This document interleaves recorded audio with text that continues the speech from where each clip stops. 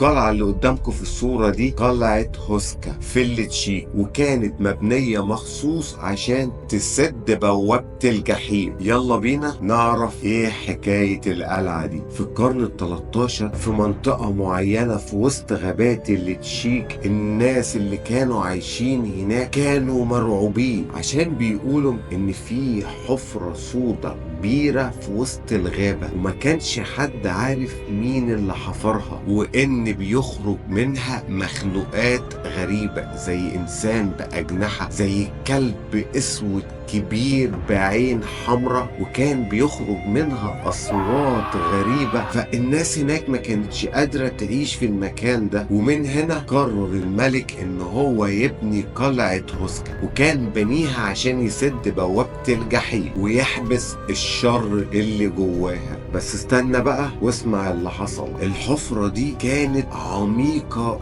جدا ومحدش كان عارف ايه اللي تحت، والطريقة الوحيدة اللي انت تنزل بيها تحت الحفرة دي كانت بالحبل. وطبعا من كتر الكلام اللي طلع عن الحفرة دي ما كانش في حد ابدا عايز يخاطر او ياخد الخطوة دي وينزل يشوف ايه اللي تحت. ومن هنا جات لهم فكرة مجنونة ان هم يجيبوا الناس اللي محكومة عليها بالاعدام ويقولوا لهم انزلوا الحفرة وشوفوا ايه اللي تحت، واللي يطلع ويحكي شاف ايه تحت بالظبط مش هيتعدم. وفعلا كذا واحد بدأ ينزل الحفرة، بس الغريب بقى ان كلهم كانوا بيختفوا الا واحد طلع من الحفرة قال انه شاف جناحات سودة كبيرة ومات بعد الجملة دي على طول. يعني ملحقش يحكي حاجة ولا قال اي حاجة تانية. استنى، انت رايح فين؟ ده انا هقولك على حاجة غريبة جدا. في الحرب العالمية تانية بيقولوا ان النازيين خدوا القلعة دي وعملوا فيها تجارب غريبة، كأنهم كانوا بيحاولوا يستدعوا قوة مجهولة من الحفرة دي، عشان لقوا بعد الحرب كتب وأدوات غريبة محدش فاهمها. والمشكلة بقى كمان ان كل اللي بيزور القلعة دي لحد النهاردة بيقولوا ان هم بيحسوا ان في حاجة عايشة جوه القلعة دي، وانهم بيسمعوا صوت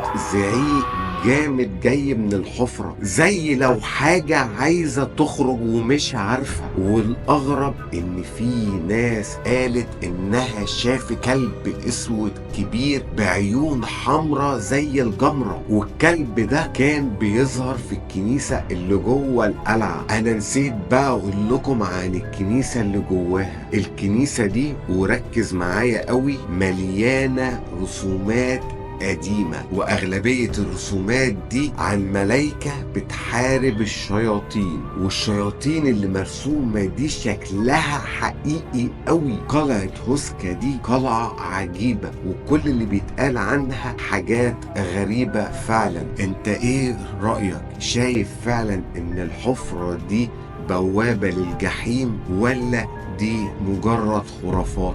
سيبولنا رأيكم في التعليقات وما تنسوش الشير واللايك.